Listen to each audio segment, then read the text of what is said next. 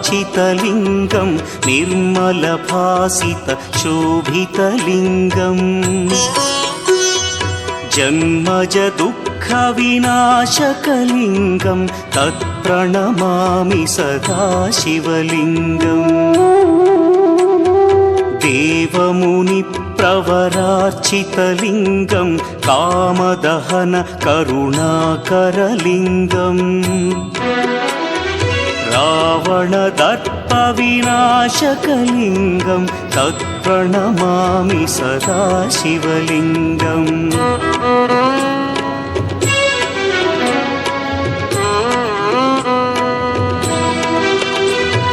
सर्वसुगन्धसुलेपित